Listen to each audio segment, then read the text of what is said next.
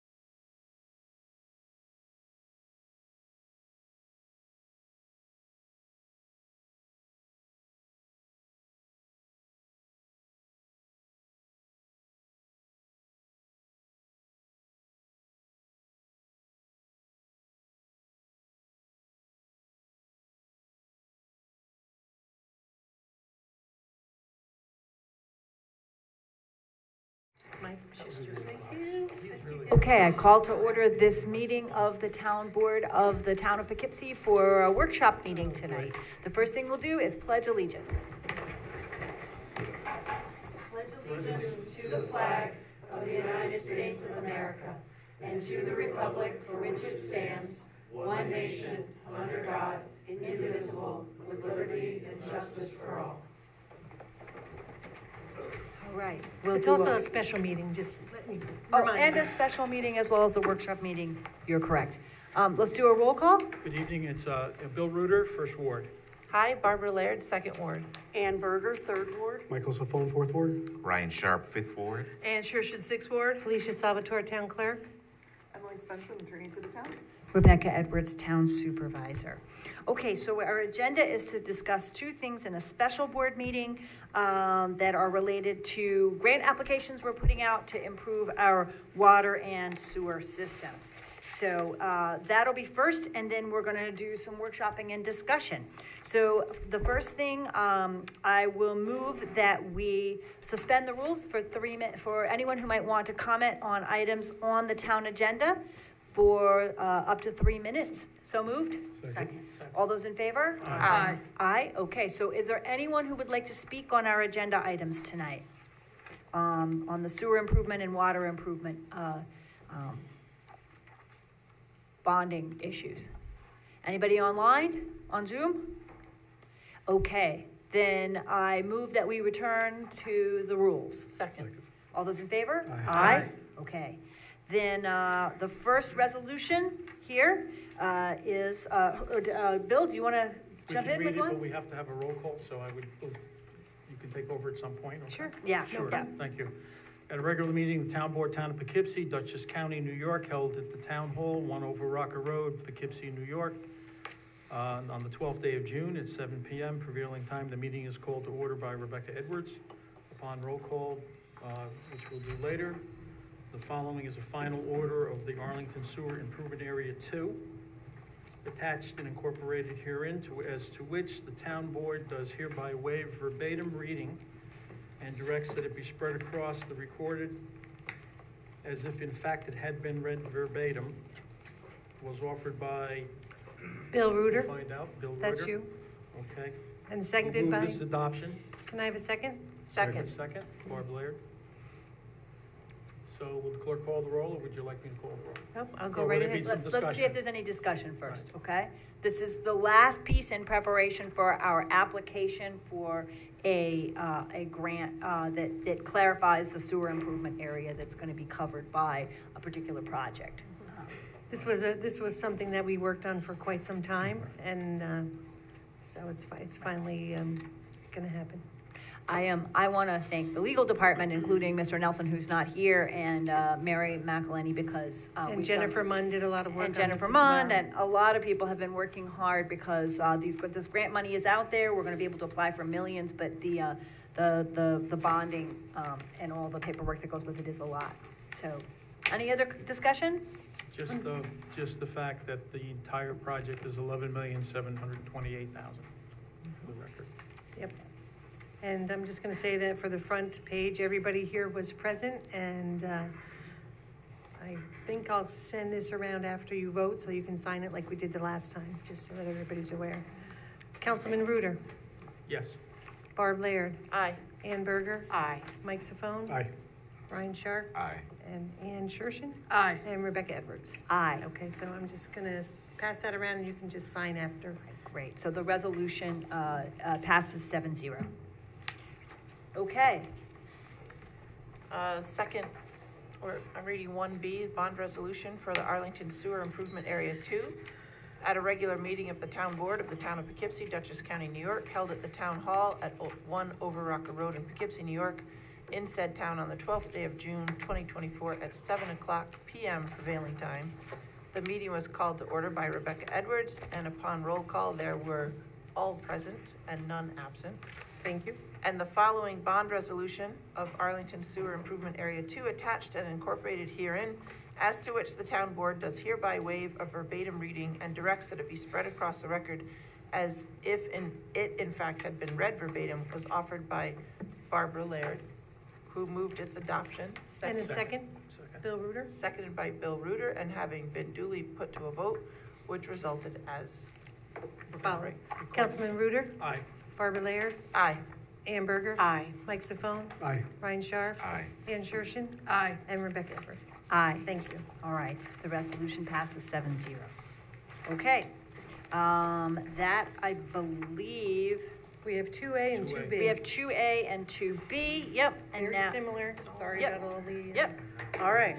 At a regular meeting of the Town Board of the Town of Poughkeepsie, Dutchess County, New York, held at the Town Hall at 1 Over Rocker Road in Poughkeepsie, New York, in said town on the 12th day of June, 2024, at 7:00 p.m. prevailing time.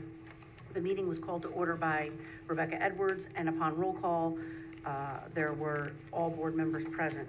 The following, and 0 absent. The following final order, Water Improvement Area 4, 9, thanks, attached and incorporated herein, as to which the town board does hereby waive verbatim reading and directs that it be spread across the record as if it in fact had been read verbatim, were offered by Ann Berger, Ann Berger and seconded by Second. Mike Mike Safone. Safone, and having been duly put to a vote, which resulted in as follows. Any questions or discussion? I just want to say the first two were that one that we've been working on a long time, and these next two are the ones that we just passed on June 5th. So, just so, you know. And they're just important paperwork that has to go with with that. And the estimated cost on this one isn't too bad. It's $1,367,000, so that's not too bad. So I'm gonna go Councilman Reuter, Aye. Barbara Laird, Aye. Ann Berger, Aye. Mike Safone, Aye. Ryan Sharp, Aye. Ann Shershin, Aye. and Rebecca Edwards. Aye. Thank you. Okay, 2A, that passes 7-0, all right? And then we have 2B. At a regular meeting of the Town Board, Town of Poughkeepsie, Dutchess County, New York, held at Town Hall, 1 O'Rocker Road, in Poughkeepsie, New York, in said town on the 12th day of June, 2024, at 7:00 p.m. prevailing time. Meeting was called to order by Supervisor Edwards, roll call being called. All council were present. The following bond resolution, Water Improvement Area 9, attached and incorporated herein, as to which town board does hereby waive verbatim reading and directs that it be spread across the record as if in fact had been read verbatim. It was offered by Councilman Safone, who moved its adoption, seconded by Aye. Second. Supervisor Edwards, and having been duly put to a vote, which resulted as follows. Okay, any discussion or questions? Do I do a roll call vote? Yep, Bill Reuter, Aye. Barbara Laird, Aye. Ann Berger, Aye. Mike Sifone, Aye. Ryan Sharp, Aye. Ann Shershin, Aye. and Rebecca Edwards. Aye. So 7-0 for that resolution. Okay, and then we can sign as we go along. All right, I don't want, and that closes the voting part of our agenda. I don't think we need to adjourn. Do we need to adjourn the special meeting to move into a workshop meeting? Or can we adjourn at the end? I think at the end. At the You end, can just okay. open- I think we just, open- oh, right. So, but we won't be taking any further votes tonight. The rest of the meeting is for workshop and discussion. And not to say that water districts aren't lots of fun, but I think Eagle Scout projects are more fun. And so I'd like to welcome Sebastian Train to come and talk with us about his Eagle Scout project. Welcome and thank you for joining us.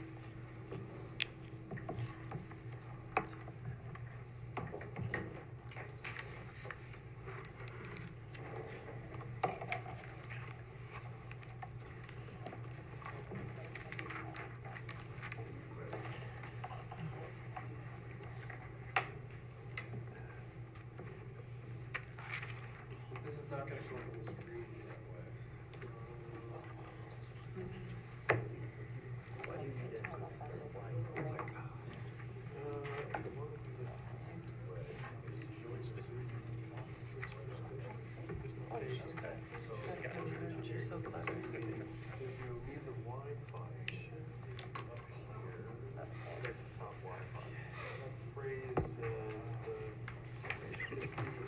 Town hall Wi-Fi.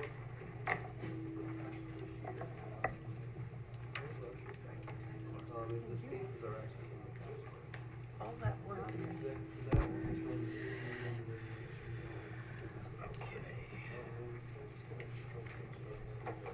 I had a few announcements, and so while we're getting set up, I'll just make a couple of announcements here, which is that unless we're ready to go, give everybody a minute. Okay.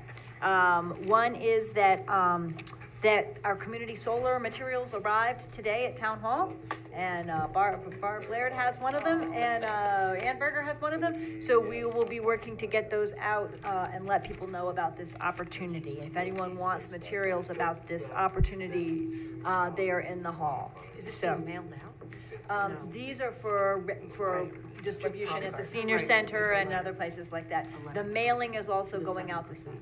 Yeah, the mailing's also going out this week, but that's regular letter. I wanted people to know that there's gonna be a blood drive at Town Hall on Monday, June 24th, from 9 to 3. The New York Blood Center is coming.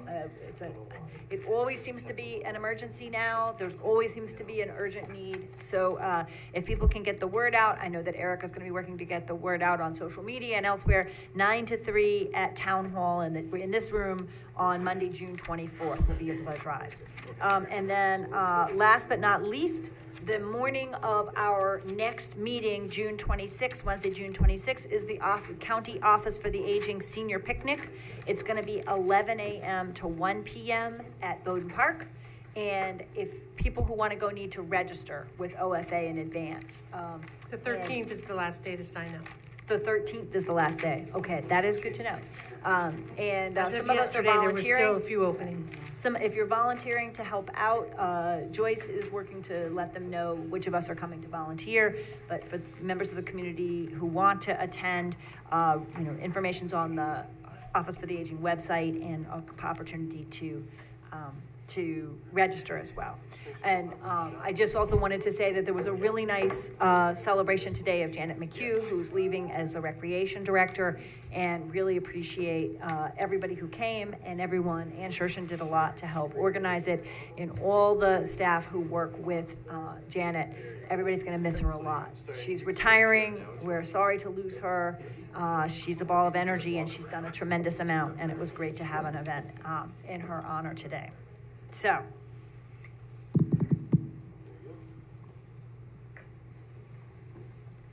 Sebastian, you got a little taller since I last saw you. Look at all those badges, wow. Yeah. How are you good to go? we're good. You see the screen? Okay. We don't see it yet, so you share I did share. Might have shared, let's see. It's way down there. Actually do. Yeah, the safari one, they should pick up everything. See, Great. see it over there. We got It's it. cut. We got it. Wow, We got there your we go. desktop, There you go, nice screen. and go. There we go. All right, there you go. All right.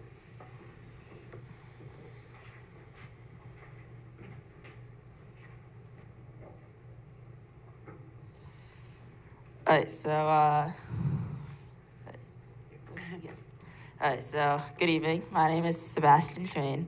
I'm a freshman at Arlington High School and a Life Scout in Troop 3086 in Fishkill, New York.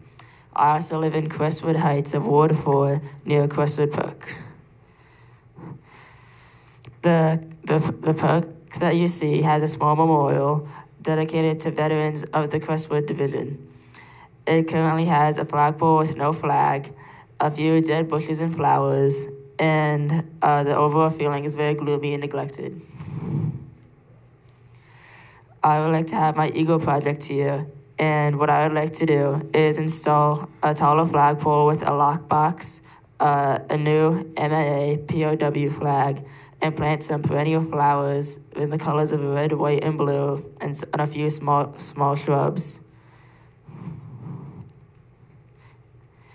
These are the flags I'd like to put in.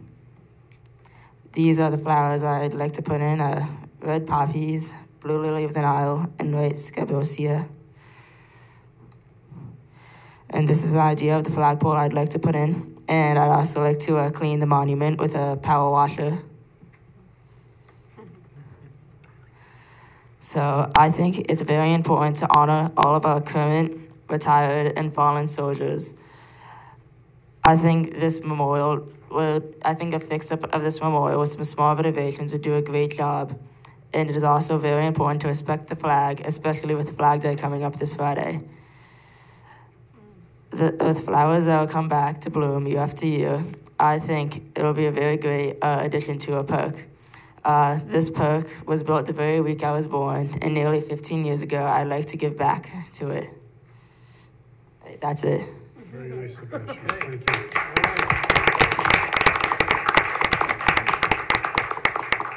That's pretty cool that the playground was built the same week that you were born. Wow. Yeah. So now there's 15 years later, we're ready for some refurbishments. Thank you. Any questions or comments? I have some questions for Sebastian. Hey, Sebastian. Yep. So you're a freshman, right? Yep. And so that makes you about 14? Yeah, 14. How did you get 26 merit badges? So I've done a lot at summer camp over the years, and just something I feel which I really like about it is they often do merit badges before the meetings. So Yeah. I've also gotten a lot that way. Okay. What's your favorite badge? My favorite badge, probably snow sports, because I love to ski a lot. Oh, yeah? I'm also doing a couple at summer camp this year, which I'm gonna really enjoy, I think, which is water sports. And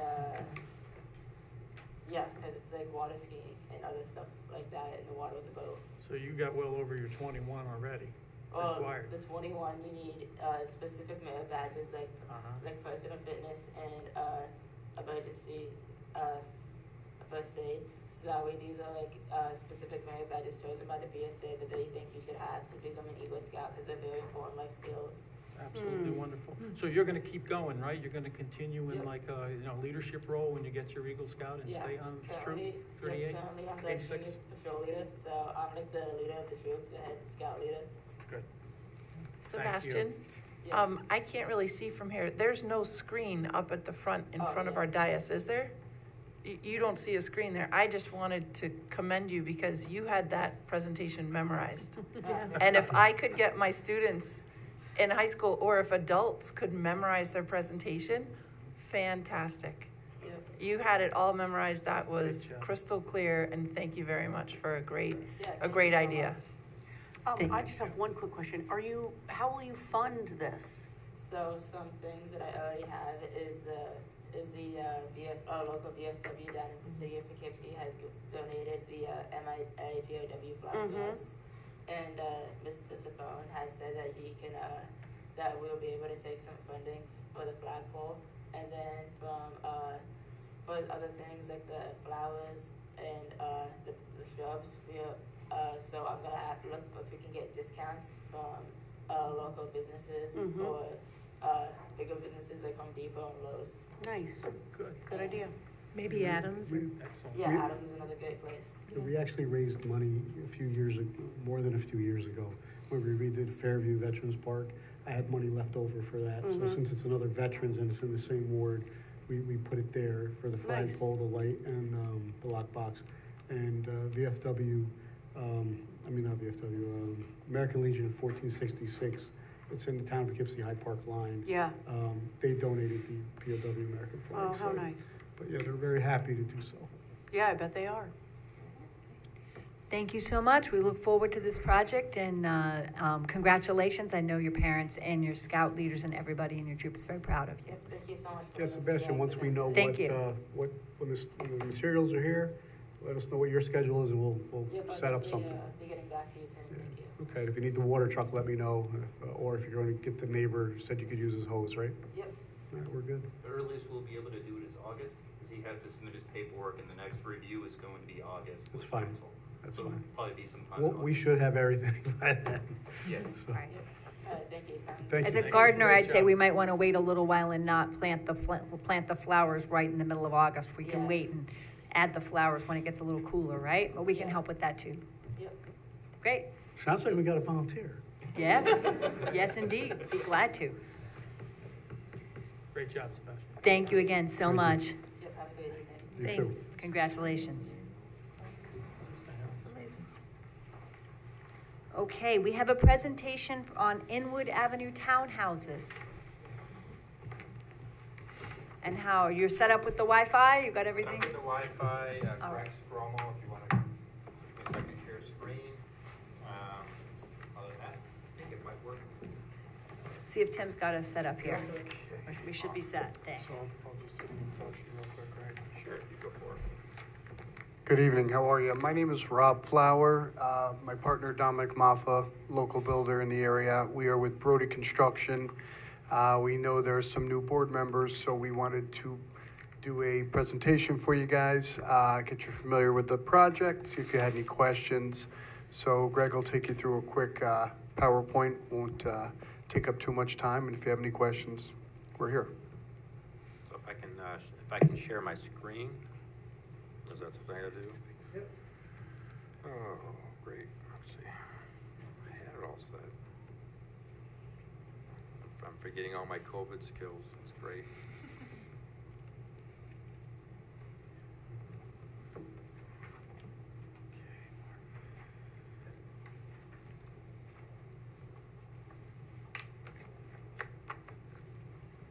We can have him show us. That was on. All right, hang on. Cancel. Oh, you're gonna be connected to Zoom first? No, I think I'm on it, 'cause I'm right there. You are? Oh, you are, you are, Yeah. okay. So, Get rid of that. don't leave that, cancel that. Cancel that. Minimize that, Minimize that. and then minimize your presentation for a minute. And then bring that. Yeah, there you go. So down here, the share screen. You wanna get the whole screen, so you don't wanna just, yeah, that should be the presentation. Just gonna share. There we go. All right. Thank you.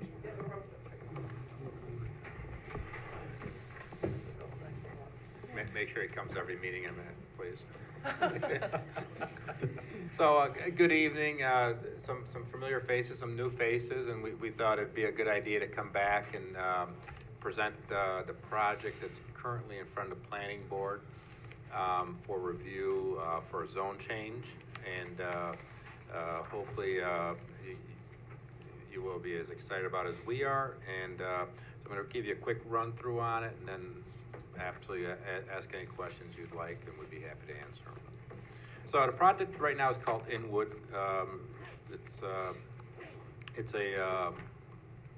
It's a development of duplex townhouses, separate ownerships, on a 36-acre piece of property. It's kind of a neat little development, and it's kind of worth taking a look at and seeing.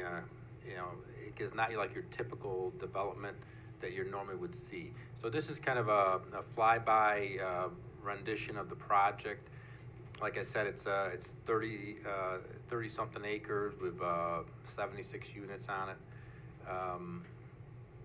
Meant to try to preserve some of the key features of the project site and not disturb any more than absolutely necessary. And it's also meant to be kind of a development that's a little different than most. It has common grounds, common facilities that are meant for residents to use and improve kind of the quality of life on the project, on the site. And this is going to be owner occupied, no rentals, correct? No Correct. rentals. Right, it's all Owner sales. occupied. HOA, which can regulate all that. So you're going to get a lot more control over. We're doing some of these. A lot of towns have that similar concern. All of a sudden, it's just going to be some free for all. There'll be bylaws. Everybody there is going to be very protective of their own interests and have more control over it really than the town. I mean, there's the town's control, and then there's also those additional controls above and beyond. The HOA control, correct. And it's geared towards the retirees or the new family. The setups are for, just different types of young professionals, older people. It's planned to be a good mix. There's pickleball courts, there's bocce courts, there's a dog park. Try to make it a little community within a community. So it's got a clubhouse as well. The clubhouse will be able to be accessed by any of the members of the community. There's parking there. As we go through, the designs of the homes are pretty similar. They are, there's about 3 different designs, Greg, I think we had. Well, there's more. It's basically one footprint, but as we go through it, I'll show you some different designs that really make them look differently. Some plays on the porches, the sidings, the windows, and that sort of thing. So, like I said, the site is 36 acres. It's wedged between. To the north, there's the old state hospital. There's a residency there. There's a landfill. To the south, there's some power lines, and then there's some R2 development that's existing on there. And then to the west is some shopping and Marist College. The map you see there is kind of shows you like the zoning in the area. What we're really looking for is that light green zoning. We're currently zoned the orange, which is an R2A, which requires 2-acre lots. Most of the surrounding area is R20, which is what we're looking for.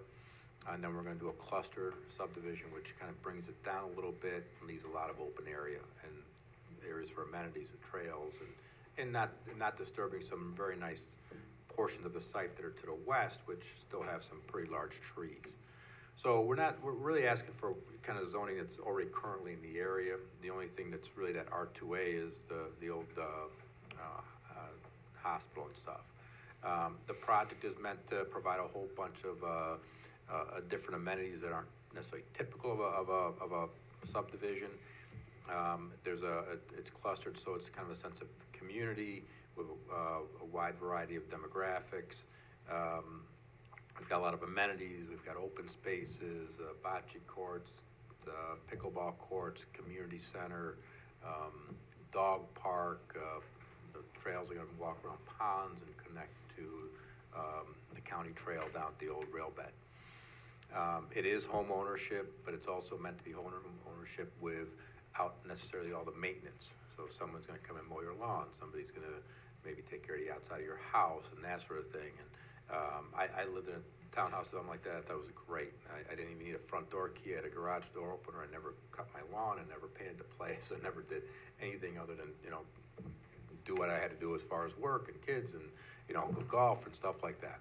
So for somebody that's looking for that, it's an ideal situation. But it's not necessarily geared towards a particular age group. It is geared towards a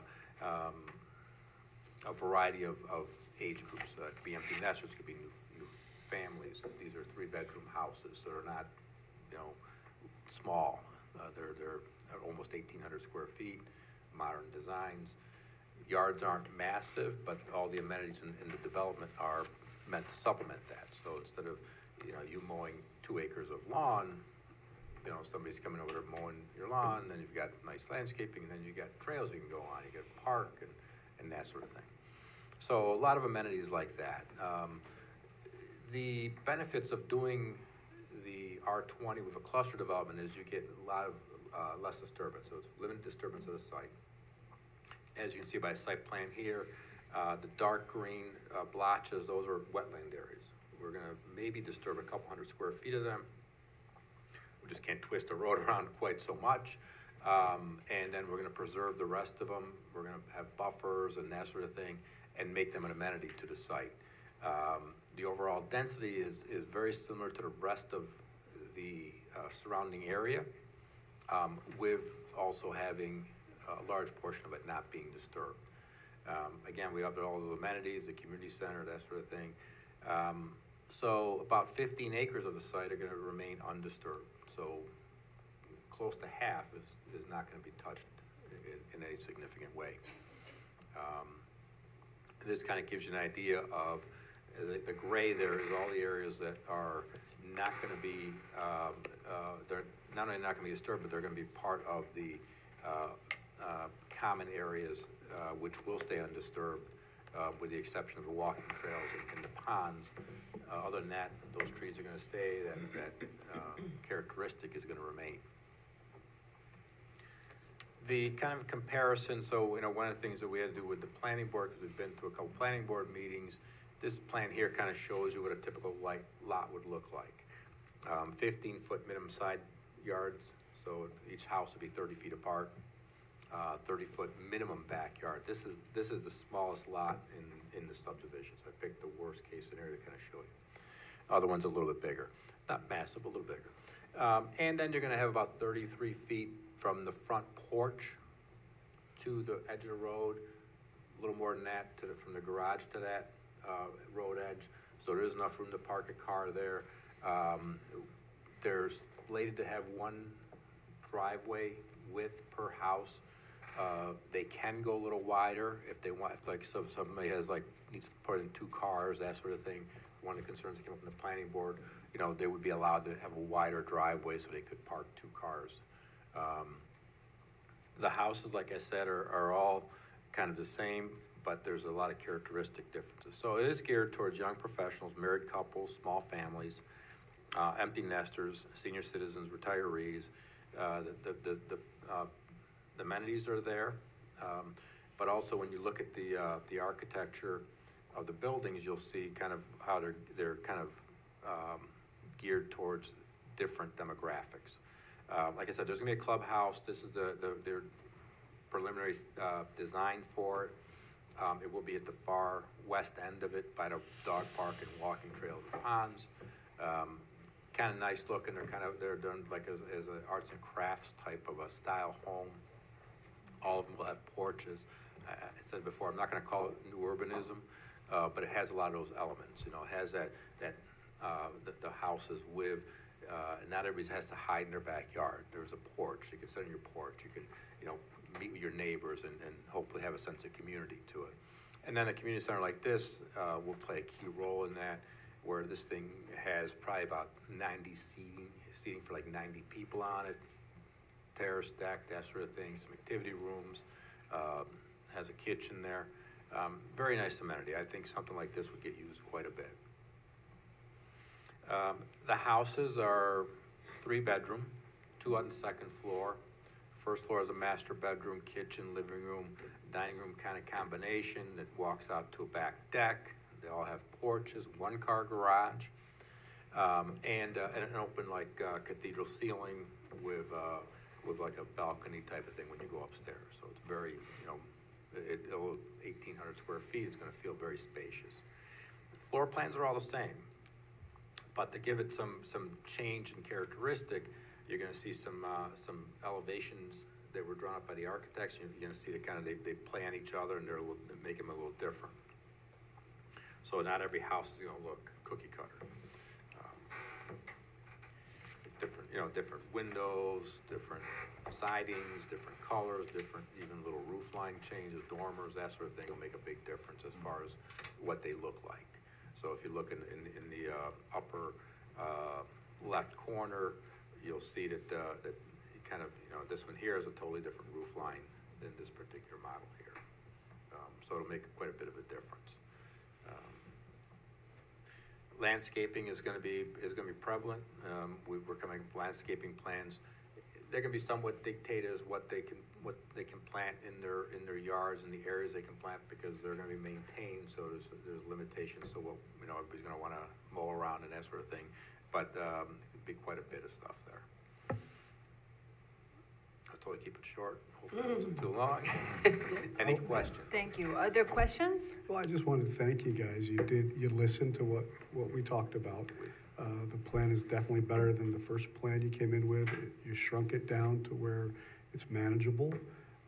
You added all the amenities that we wanted there, and you're going to make it a destination for people who want to be in that ward. So I appreciate it. Thank you. Absolutely. Thank you. I think it's going to be very nice. Other questions? Yeah, the open space, is there going to be an easement or something on it that is forever going to remain open space, and we're not going to see them coming back in 10, 15 years asking to have more built on it? So with a cluster subdivision, and typically in zoning, that's it. You're done. We've taken this plan and we've said, okay, if the board gave us an R20 zone, we could put this many units on here, and that would be tearing a whole site apart. Plus you have a drop off, you can't add any more. Right, there won't be any additions. We discussed that And with the really, the town. characteristics, I mean, it would really, I'm not gonna say you can't, because, if you got Well, enough money I in there guess, and yeah. you really wanna do something, you can do a lot of stupid things. But the reality of it is that this is by your zoning, unless you change your zoning, and then we still have to come in and, somebody has to come in, it won't be me.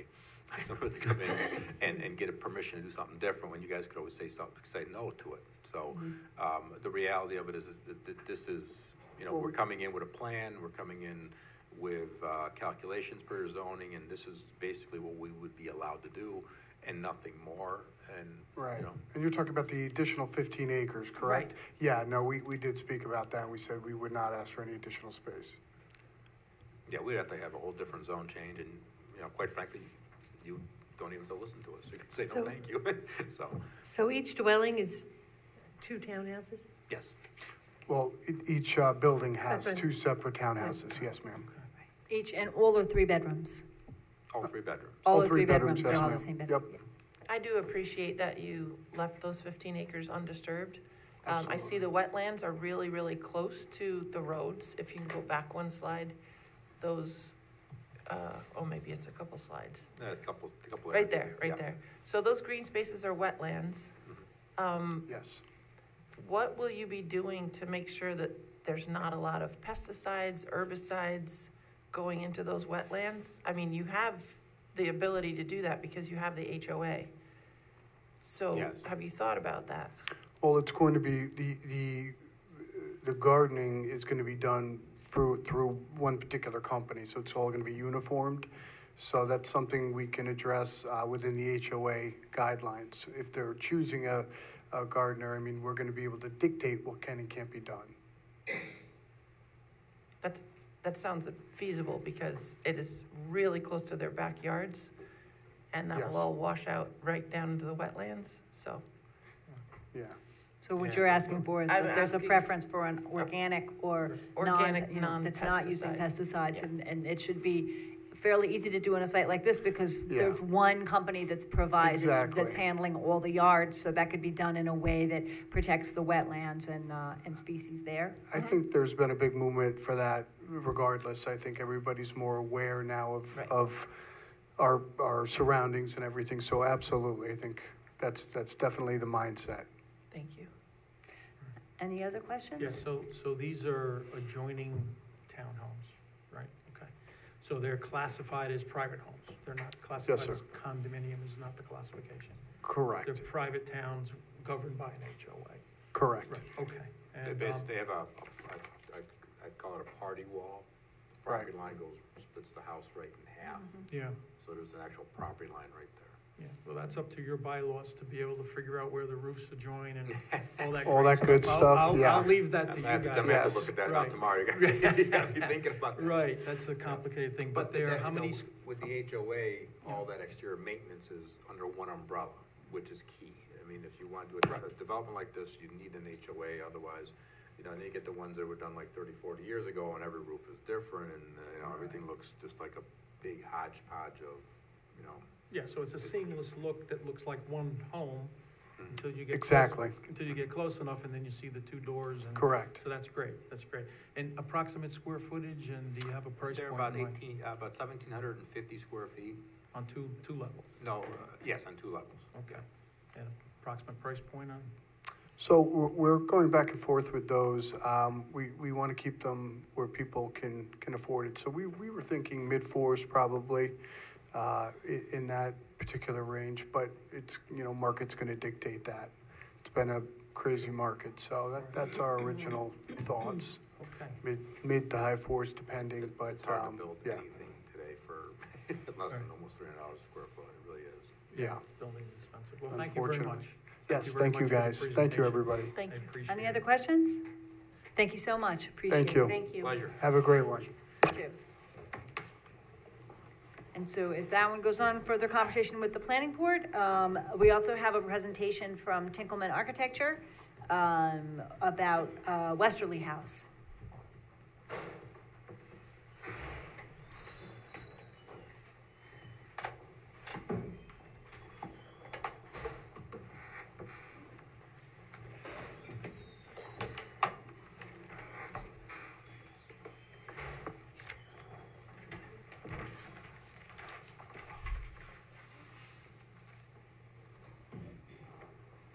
Hello, everybody. Good evening. Good seeing everyone. Good evening. Thank you for letting us present.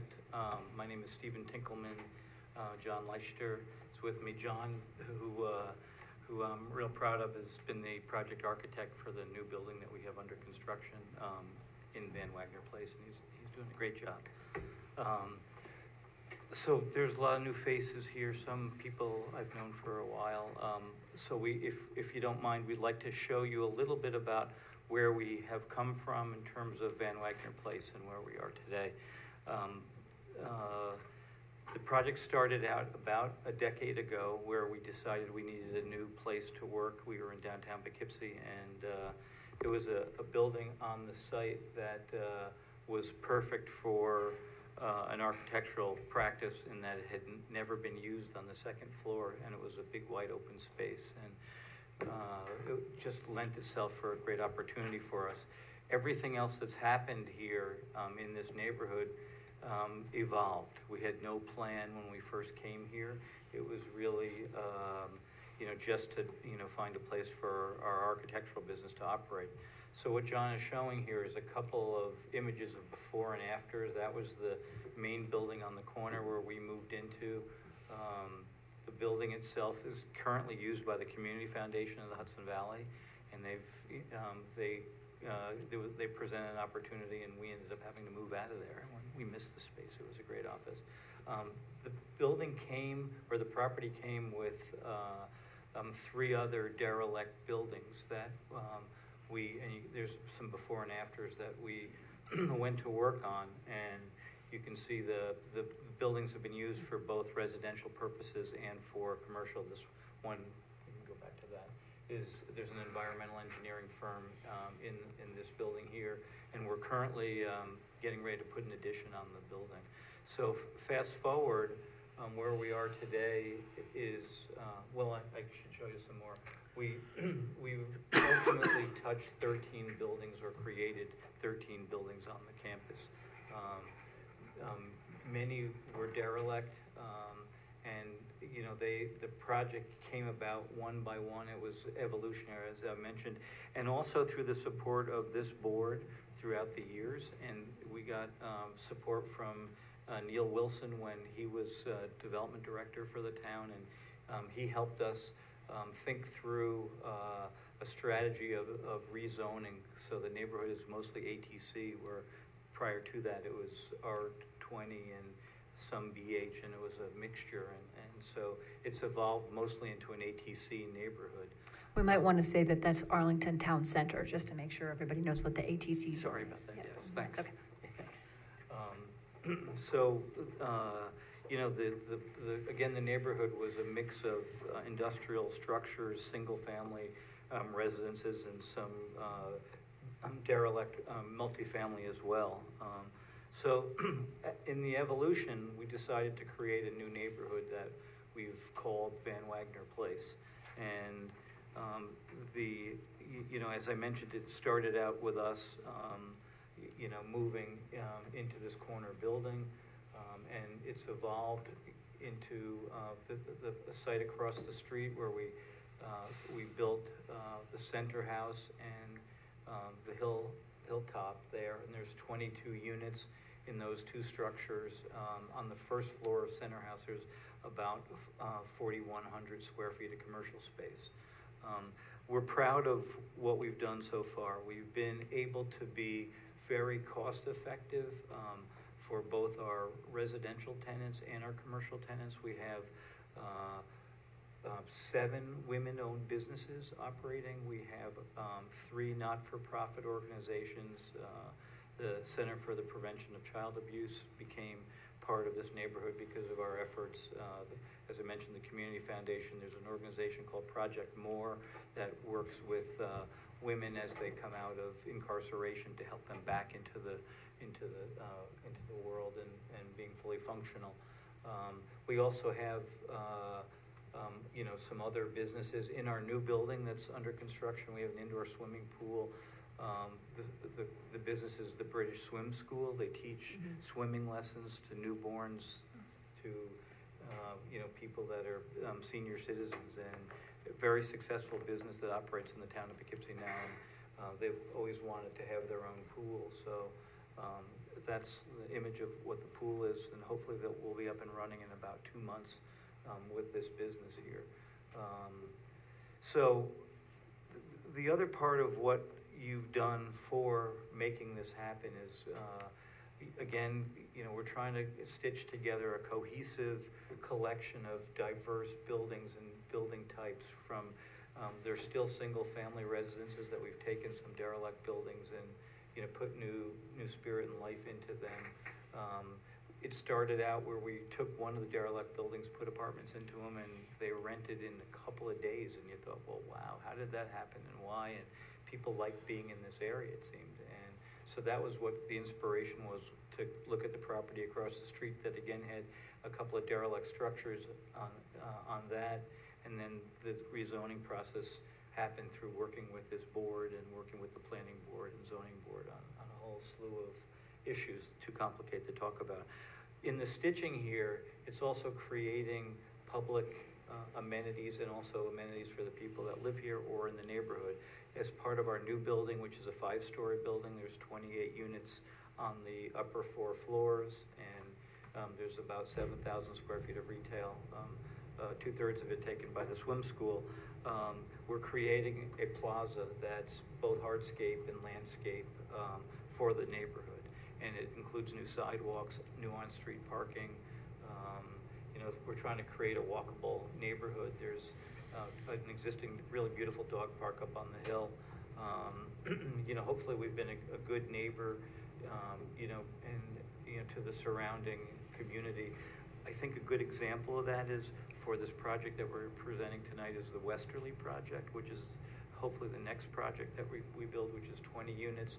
There are 3 single-family homes in front of us, and there's the Arlington Heights Homeowners Association behind us, and both of them have been really instrumental in terms of getting an approval. They've worked with us to help create a really a good site plan that fits in with what they want to see, and, you know, also in protecting the private areas, you know, that they're part of the Arlington Heights Homeowners Association. So working with them, we've been able to solve some drainage issues that existed that came about from before we were involved. But again, we feel blessed that our neighbors have been working with us and have trusted the work that we do.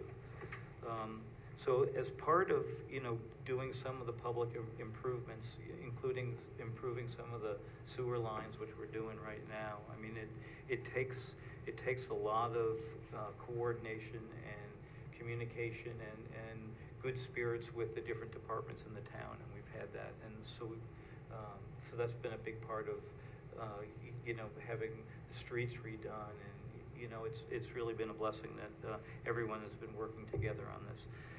The other part of it, though, is how complicated. I think you all know how complicated it is to build anything today. The cost of construction is in a zone that we've never seen before, and even recently.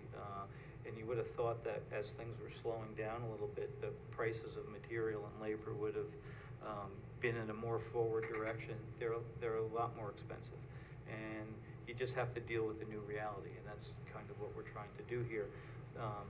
And it's also the cost of money, as you're aware of. So part of this is leading up to a request here to create a new pilot agreement for this westerly building, the 20-unit structure. And the pilot that we're asking is the one that we've gotten from you in the past, which is a 15-year pilot, which is a shorter term than some of the other residential pilots that have recently come through, the town of Poughkeepsie. And we're comfortable with that.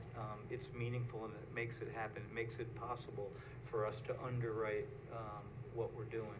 So again, it's creating a diverse neighborhood of housing types in terms of size, the types of units. Some of the units have their own private entrances. The new 5-story building is an elevator building. We still have some single-family houses as part of our ownership portfolio here, and we like the diversity of it. The part of the success that we're seeing is because of critical mass and having more people, and then having more amenities, and and creating a sense of place. And that's what we've been able to do through your support through these years. And again, there was no plan 10 years ago. This thing has just come about through conversations like we're having tonight, and support from your planning staff and your zoning staff, and then from the boards itself. So the other part about the pilot is we started this process with the last town board, and things, because of this, we had favorable conversations. The process got a little derailed because we got into building this new building that we fondly call the pork chop, and we took our eye off the ball, and then the elections came about, and we figured it was best to wait till the new board, got started here, and then we'll come back.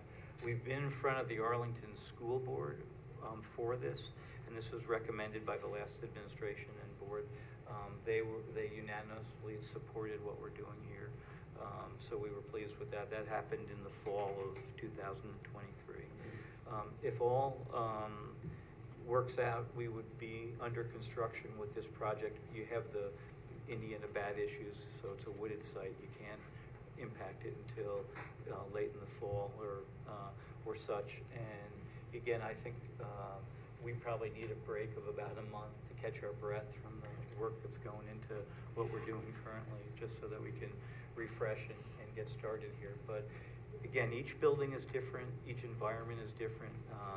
We've already started another conversation with town supervisor, Ms. Berger, about setting aside, even though we got this approved from the planning board as all marketplace housing, to set aside 10% of the units to do workforce housing in there.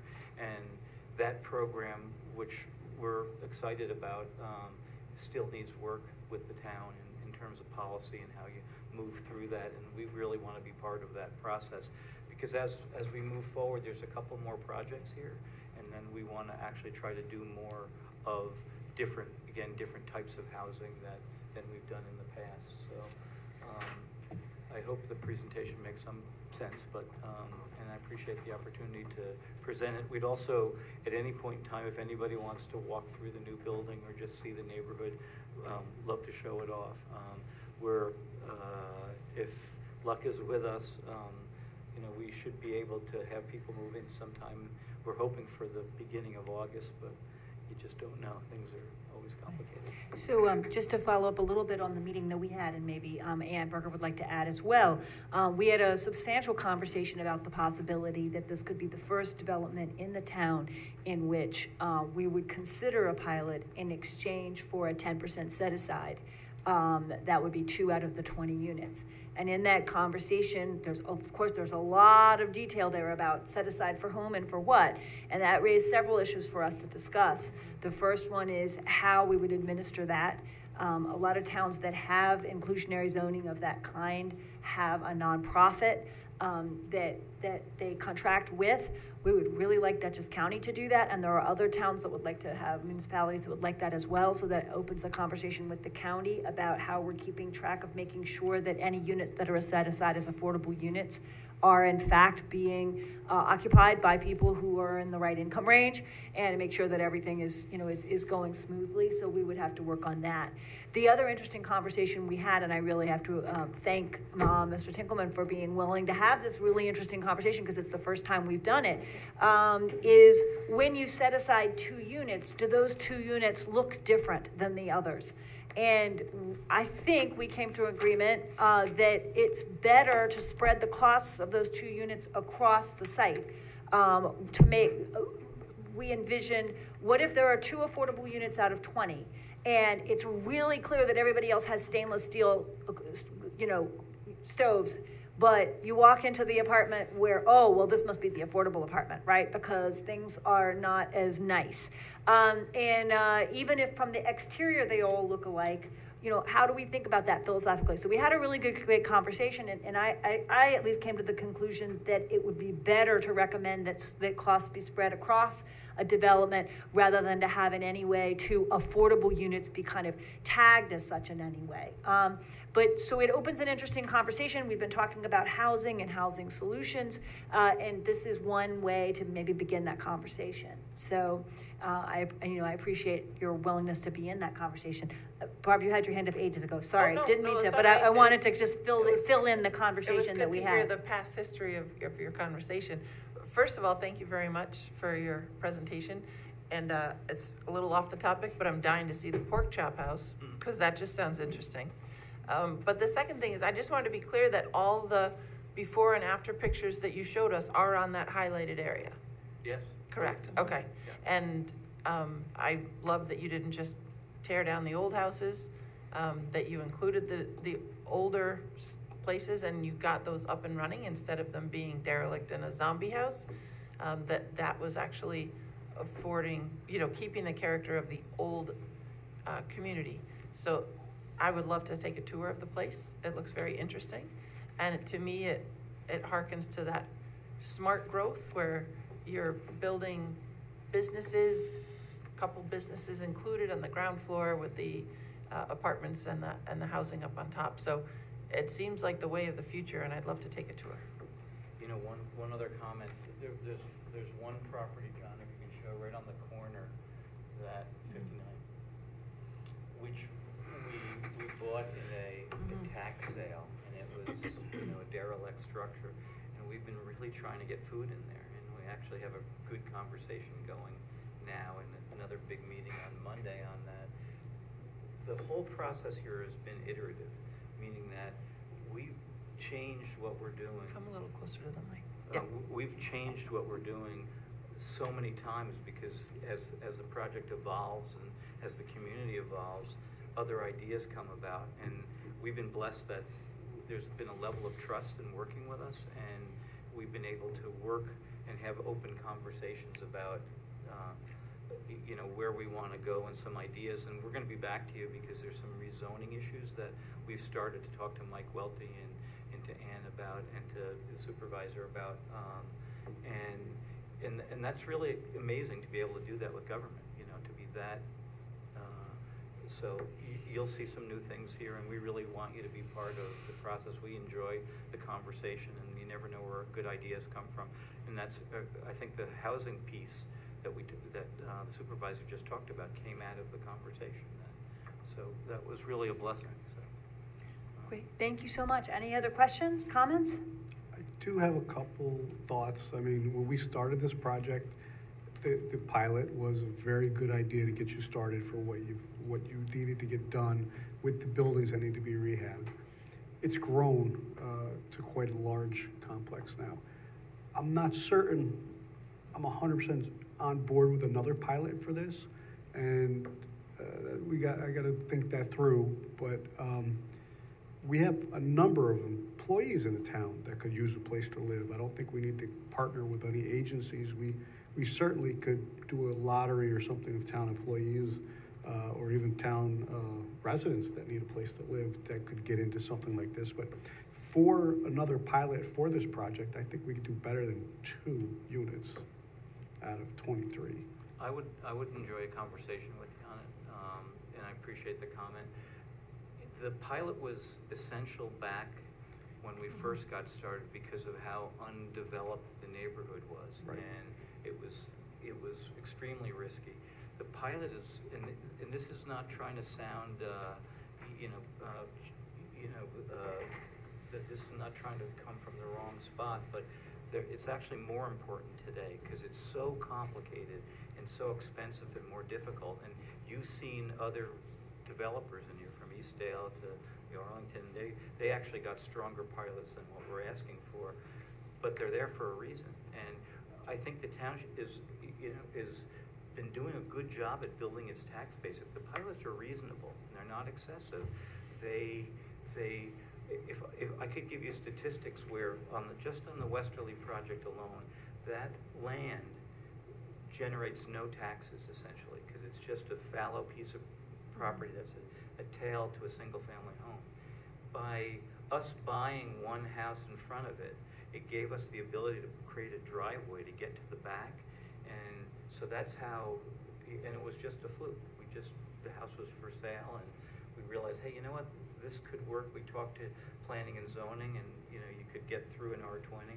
So this will generate at least $100,000 in taxes, right? And so you're stepping into it, but it gets you to that point. And if we were to do the calculations of where the neighborhood started 10 years ago in terms of the amount of taxes to where we're going to be, we'll be between $500,000 and $750,000 as the whole neighborhood is built out. So that's a real congratulations to being proactive.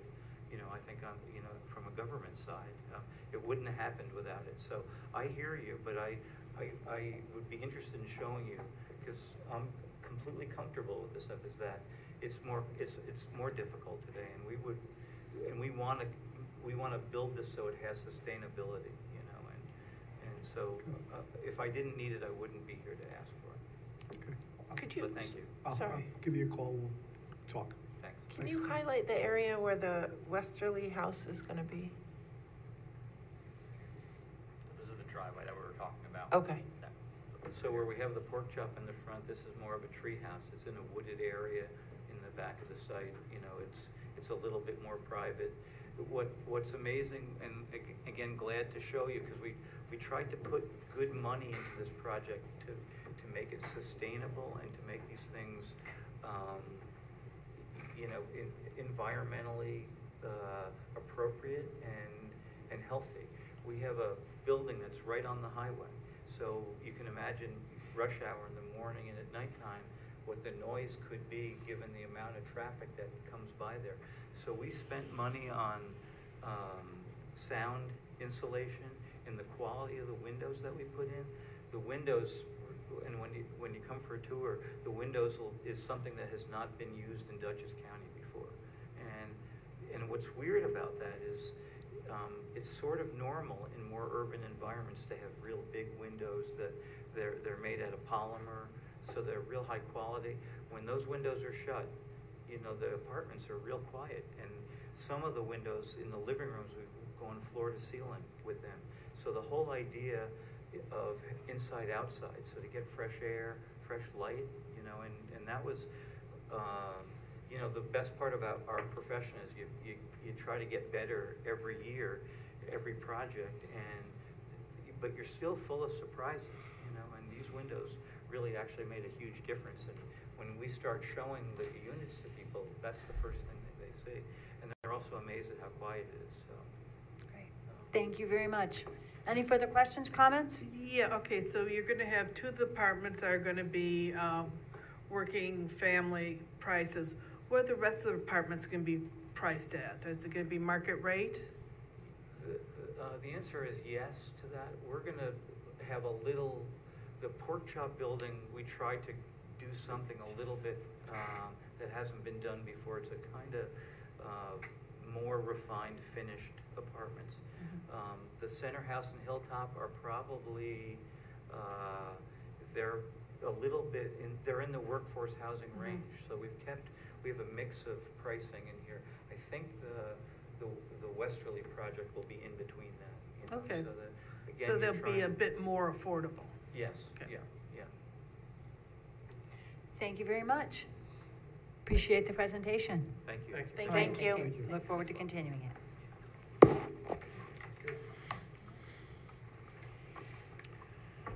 Controller Patel, we're going to talk about finances here for a little bit now. And about financial policies. Bless you. And everybody has a copy of the financial reports, right?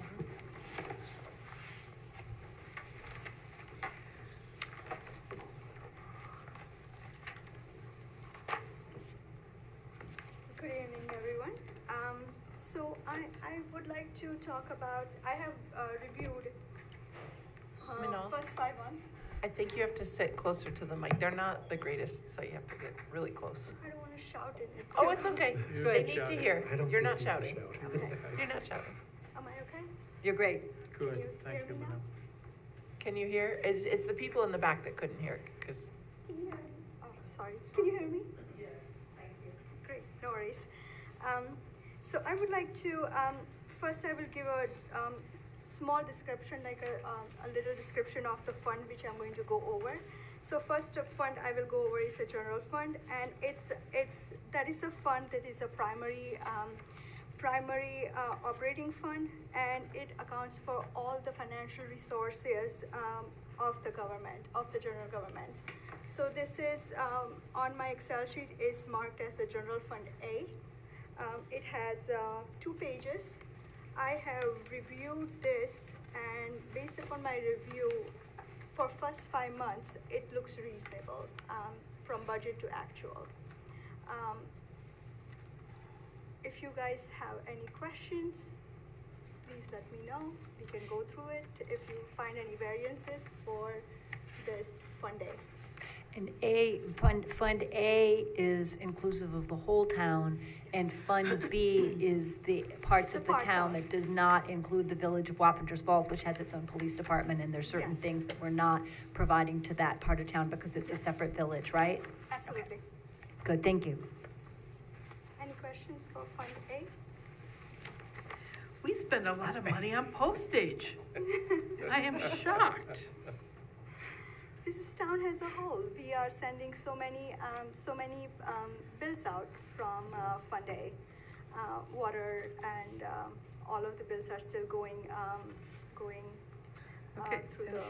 I noticed that as well, and we've been in a conversation about improving water billing and also working to make it possible for people to pay their water bills online. Yeah. Because if we had 40% of people paying their water bills online, you know, it would make a huge difference in the amount we're spending on postage, and also just, you know, Because we get a About a lot bulk of rate advantages. too, don't we? Don't we get a? We get a little bit of a discount, but we also, we have mandated things that we have to send out, like the Yeah. special district notices, and the tax receiver has to send receipts, and the Assessment, assessing department yeah, has to right. send, Yep. so and we have a lot of, we're a very big town, so We're a very there's a big lot town. of people to send stuff out to. It's always been high. no income on bingo licenses so far. No. They usually do their bingo license at the end of the year for the next year, so that's why nobody's. So, Manal, thank you for putting this together. I appreciate all that, and I have a couple questions. If you can't answer them right now, that's fine. Sure. We can talk later, so. Sure. On the looking at some of the accounts, sub-accounts, if you will, across all the budgets, so specifically 2401, which is the interest and earnings Okay. category.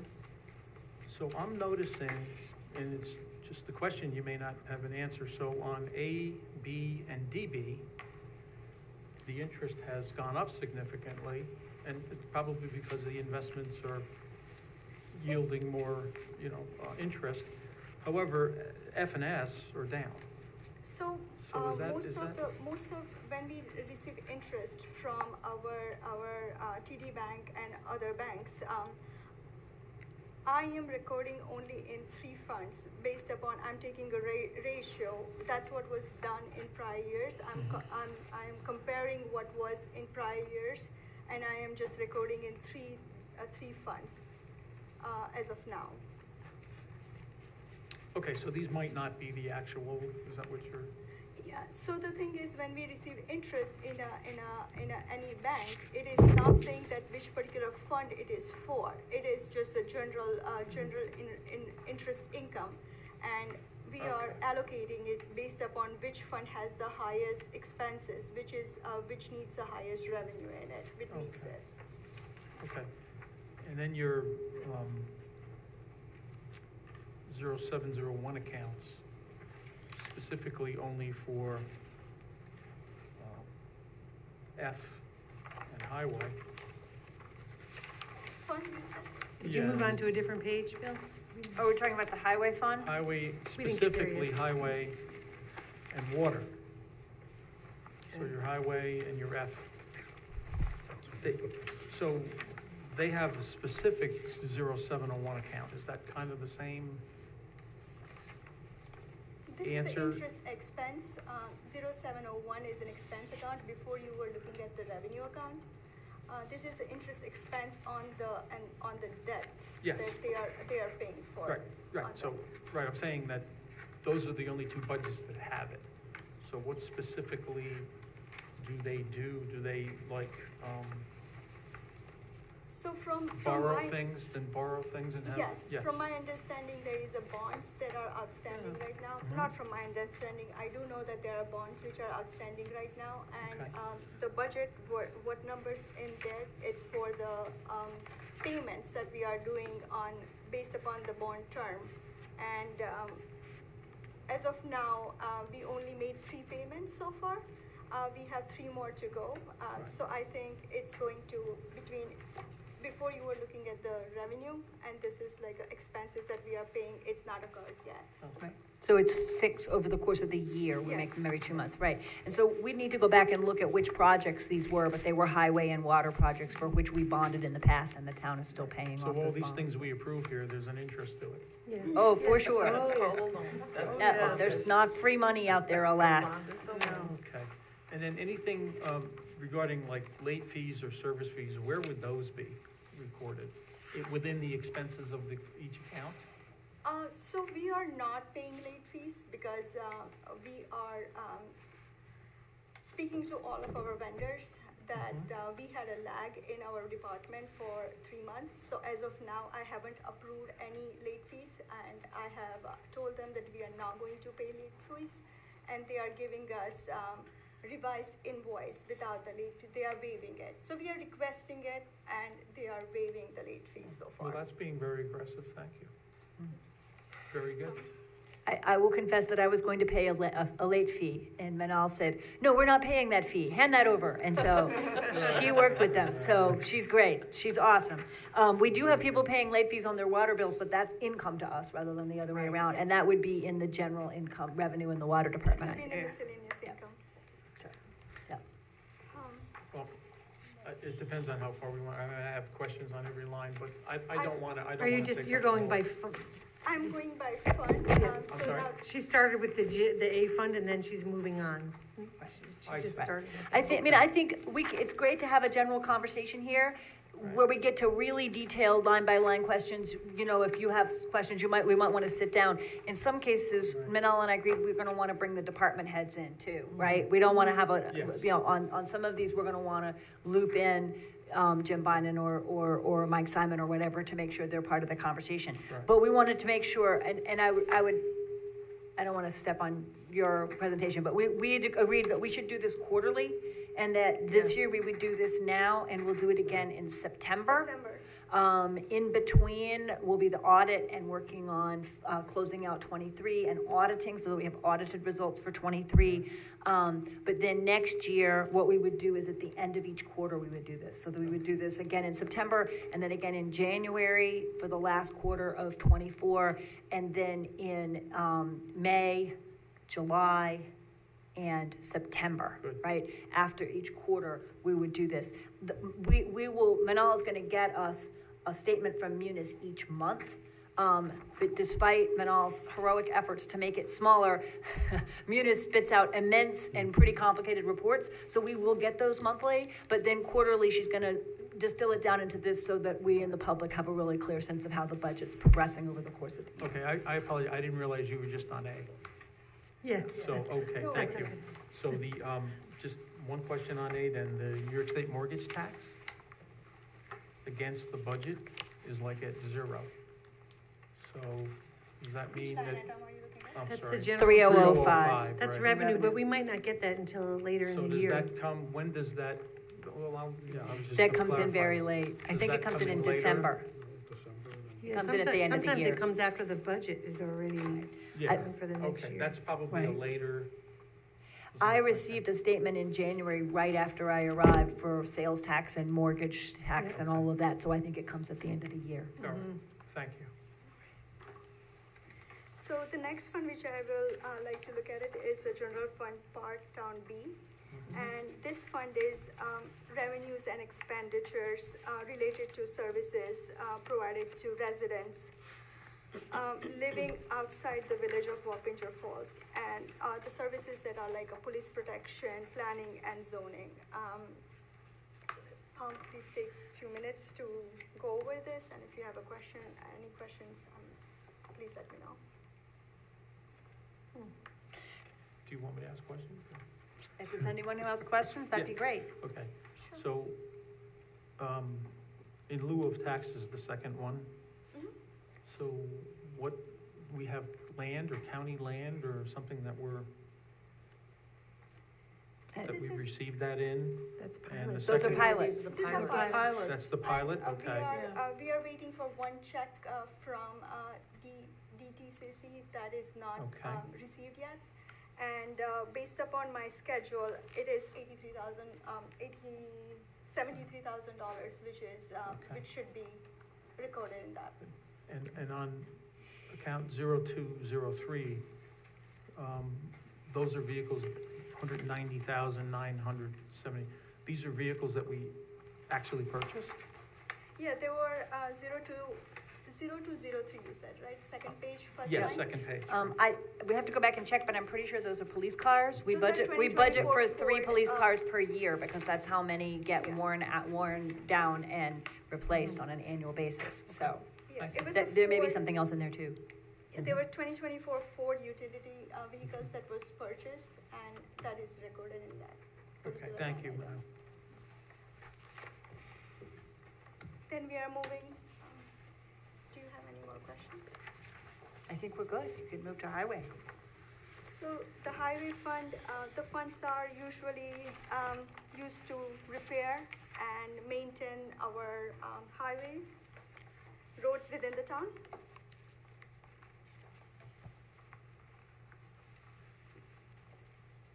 It looks reasonable as of May 31st. We have one question about our CHIPS funding, right? Again, we don't have that, the revenue, that would be 3521, and that's not, that CHIPS funding is not recorded yet for this year. Does that come in late, like the mortgage tax? I think it does. Actually, I'm not aware of it. I will speak to Lisa. I'm planning to sit with her maybe next week or so and try to understand the process of it. Yeah, it came up in 2023 too, that we're unclear about how and where that federal money is coming in and where we're putting it, so we have to get that straightened out. Yeah, and this is just silliness, but sale of scrap is under general fund B, but wouldn't that be under highway? Do they not sell the scrap? Because that's line 2650 in fund B, sale of scrap. I thought that was like transfer station. It does come from transfer station. It may come from elsewhere as well, though. I'm not It sure. could come from elsewhere, but there's no sale of scrap under highway fund. So actually, I don't know the answer for that. I will Yeah, look well, into maybe it. that falls under miscellaneous revenue too, under the highway. I will look into it. Yeah, it may be through the garage as well, right? So I'm not sure. Right. We'll find out. Okay. And I'm actually glad we took care of our highway department with all the shoes. It would go back into the general fund, Okay. the scrap that we collect from the highway. It just And that's- transportation, but the money wouldn't go back Right. to the highway, it comes Right. into the general fund. The fund would go, I think the revenue would go into general fund, even if it's the highway department that collects it during the transfer station work. And as you said, Manal, I think we're in reasonable shape here because we're at 53%, and I think that's pretty good. So. Well, highway has already brought in 91% of its revenue for the year, Yeah. so hooray for the highway Right. department, so. The next fund we'll go through is the water fund, and this account is, in this fund, we use our resources to operate and maintain our water district within the town.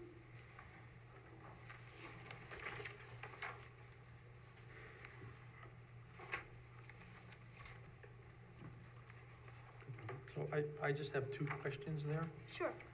So on the 2140, 4142 with the metered water sales, help me understand the timing of that, or, because we're pretty low in So the billing is revenue to budget here. So the billing is done on a quarterly basis.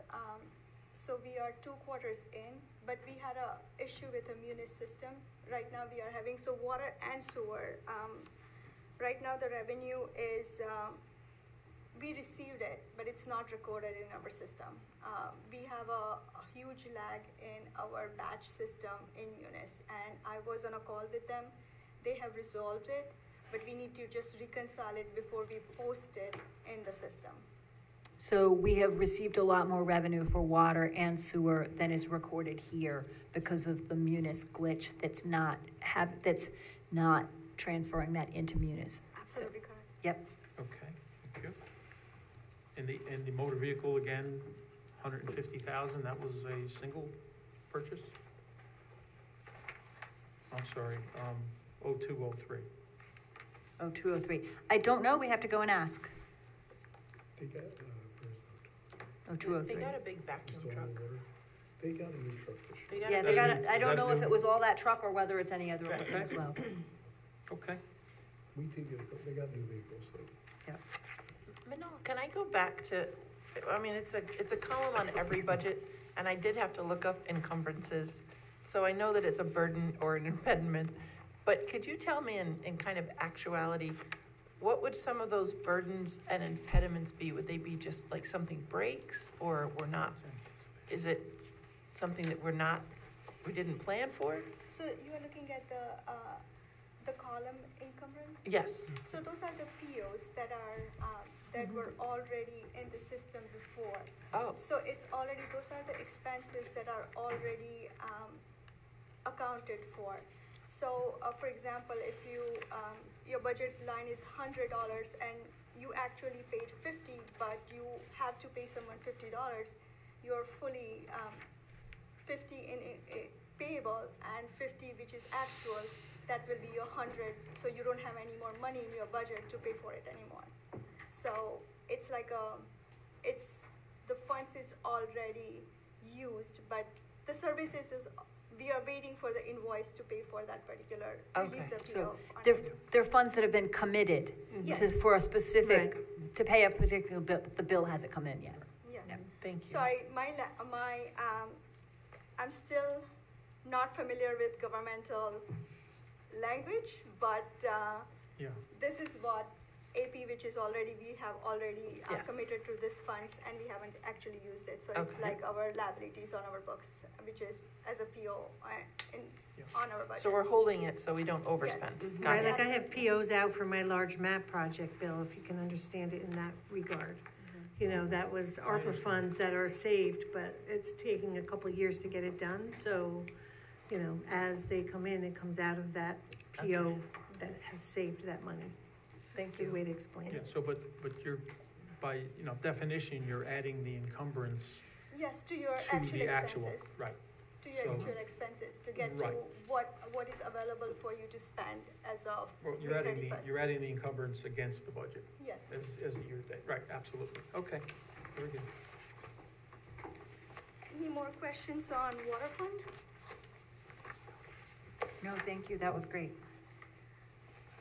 And the last but not the least, sewer fund, we use that to maintain and operate our sewer facilities within the town. And again, the revenue is understated as of now. We have received the revenue, but it's not recorded. Expenses are, as of May 31st, it's recorded and it's reconciled, Right. so, Okay.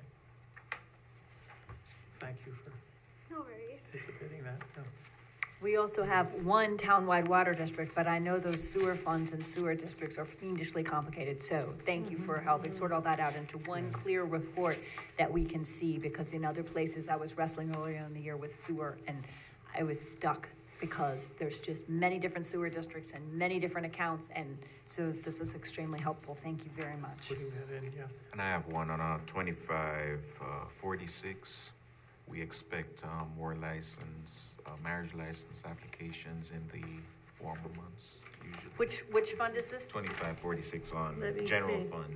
General Fund A or B? Marriage A. licenses. A. Marriage licenses. Yeah. So basically, the budget is something, yeah. What's that? So we gotta keep you and Bill busy, so we Yeah. gotta. I mean, you never know how many marriage licenses are gonna come in, so I give a number and we hope to meet it, but Yeah. that's, Yeah, and that's- also, aren't they like $35? marriage licenses are $40, $22.50 of that $40 goes to the state. So that's a lot of marriages. Wait a minute, or is it $22.50 that we keep, whichever? No, $22.50 goes to the state. $22.50 goes to state. $22.50 goes So, to the state. but- We're actually low on what we used to be, to be Yeah, honest. you are much. We're very low. I can remember doing 140 a year, and I just did number 32 today. Yeah. So we're. People are we- smarting up. I don't know if people, yeah, what'd you just say? People are smarting up? There was a little marriage commentary there. I would think another approach would be to say that people are having, post-COVID, they're going crazy and having big weddings, and they're not coming to town hall, they're going somewhere Well, else to have a this is still- destination wedding. This doesn't matter where you're, this You doesn't still have matter. to come to town hall to get your piece of paper That to is make true. it legal. A marriage That license is doesn't have Doesn't anything matter to how do. you do it. That is true, that is true. It doesn't matter. I did a marriage license and they got married in New York City, so it has nothing to do with, It's Yeah. where they Right. live. It's got it. no, it has nothing to do with that. You can get your marriage license in Buffalo and get married in Poughkeepsie. It You can doesn't- do whatever you Okay, want. so from the town board, everybody go get married, we need to balance the budget, right? Oh, yeah, Get out and that's just what I need. All right. Just a couple more, just a couple more now. Yeah. One more thing is on No, do you wanna talk 0443, this is a nice example of, this is in Fund A, right?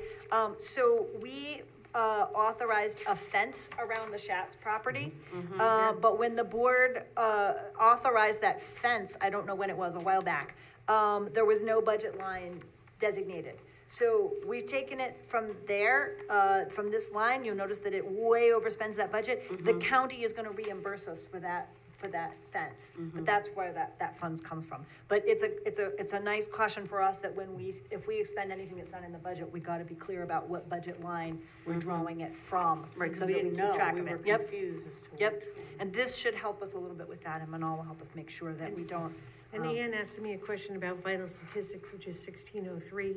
Another one that I do not like to try and figure out how much money I'm gonna get, because I that, understand. right, Yeah. and so right now we're at 38%, this was May, so we have a whole nother month to Yeah. probably be close to 50. Unfortunately, most people pass away around the holidays, so between Thanksgiving and Christmas is when we get a rise, so usually later in the year that goes up, but I mean, again, that's not something I like to, No, but during figure out. COVID, it was significantly higher, so it looks like things are getting back more to normal. To be honest, during COVID, it was the burial permits that were out of control, because, to put it crazy, there's crematories, and there's not many downstate, and the ones upstate, so I would usually I get like 3 packets Wow. of like cremation things a week, and I was getting maybe 4 or 5 a day To the point where it was so depressing, was putting them on the back desk and not even opening them, because all we do is scan them in and keep record of these things, and it was really scary. But the death certificates alone weren't really that crazy, to be honest. Good. Just, you know, because we only do those if it happens in the town of Poughkeepsie, but the other things, because of the lack of those things downstate, we were getting a lot of them up here. But on a more upbeat note. Yeah, let's go upbeat. Do they also include birth certificates? The vital statistic fees do. Okay, so that's happy. Yes. That's good. So I hope this is the first time we've done this process, right? Yes. Except that I deal with St. Francis, so in the town of Poughkeepsie, it's only if there's a live birth, I get about 2 a year. So it's the actual costs of copies of birth certificates, I don't believe are in that line. And that's just people getting copies. I don't. Okay. The city of Poughkeepsie does like thousands a year, every year. But Because- St. Francis stopped in Vassar is in the 74. city. Right. So Okay. if St. Francis ever starts doing that again, help me. Maybe- I'll need to hire some more people. Yeah, it's a lot, it's a lot. Okay, so this is the first time through with this process, which we're hoping to do quarterly with this set of documents. This is also a first chance for everybody to take a look at these, to think about them before we do this again in September, to see if this works well as a process for review. We'll be able to get this, a report like this. Obviously, the closer to the end of the year you get, the more you're able to see how some of the big budget lines are faring and how things are looking. So we'll do it again in September. I just had two more on S, if you don't mind. Sure. 0460, refuse disposal, and 0481. Any insight as to what's going on with those two? Which are your numbers again? It's the top one on the second page. 0460 and 0481, contracted services. Refuse to- So we're like 138% of year. That might be sludge, is that what that is? Yeah, so what's going on there with those two actuals? Do you know? I would have to talk to Jim Bynum more. I will say that we did some toxic waste disposal because we were required to do that by the Department of Labor. We received a series of potential citations from the Department of Labor, and we spent some time in the first half of the year resolving those and getting rid of some stuff that had been sitting on the shelf for a really long time, and doing that properly was an extra expense that was not anticipated. But I'm sure that's not that whole line, so we'd have to talk to Jim Bynum about what else is encompassed. I was also struck by how large that line is in terms of refuse disposal. That's a big cost. Yeah, To talk okay. about. All right, so we can get to that. And I did have 2023 budget closeout questions. I don't know if you're prepared to do that tonight, so can we set up a forum where we can meet and talk about Yeah, that? that will be fine. If you have any questions, I can answer it right now if you want me to, or we can sit together. As in the email, though, I had noted that we felt that it didn't make sense for us to go over the unaudited results from 2023, and then we're getting ready to do the audit and do it again. So we thought we would wait and do it when the audit is finished in a couple of That months, sounds and then we'll have, everything will be Because audited. it's almost time to So- actually start getting together for the budget for next year. When's the Exactly. audit coming for the closeout, 2023? Manal, what's the subject, the timeline for the audit? So I sent an email to her. She's at the client right now. She's going to give me a timeline by end of this week, so I will know for Okay. sure. It should start end of this month or beginning of July. Yeah, that's a I'm hoping normal to- practice when you close out the annual No. budget, normally, right? You do normally have an audit after the closeout. Yeah, the year is closed. The budget is, I have given the entries to make the budget whole, and which was approved in a last week. meeting. So I'm comfortable with the numbers, but the audit process is totally different because they do have certain adjustments to sales tax. While I was going through the financials from January to right now, what it was for 2023, I have recorded that. But there are certain stuff which is like a certain amortization of a capital assets and all that. It needs to be recorded, so the numbers are not there, but the audit process and the audit will start hopefully in July and August. Okay. Okay, so I'll hold these until we And after you can that? come into my office I can come anytime in you want, and anytime. Okay, we sure. can talk about it. Right, There's no okay. problem. We can schedule something if we feel it's appropriate. So here's Okay. Miss Optimist again. Look at, on General Fund A, 2705, gifts and donations. We had it totals so far year-to-date, $8,365. So that is 1,673% of the income. So that was a very nice gift. I don't know where they came from, but That's all, Rec. recreation. recreation donations. We're not for- doing that anymore, right? Okay. Recreation donations from contractors. Yes. Yeah, the fund, that recreation fund. Oh, okay. The rec. Wait, I'm not sure that's to the recreation fund. I think it was to, For the camps. for summer camp, camps. right, it was for summer camp Oh. scholarships It's for the and, summer camps. operating, this is for the operating budget, not for the, Operating fund. budget for summer camps. right. Yes. These were people who are sponsoring summer camp scholarships. Right. Or people in businesses and, or providing other things. It may also include, I don't think it includes yet because it just got delivered, but, Tilcon Clinton Point, donated item 4 and gave us a big discount on asphalt for the new, parking lot, which is gonna be at the Sheaf Road Playground and Sheaf Road Fields. So some of those things might be reflected as donations as well. Is that the scholarship program we discontinued? Is that a different?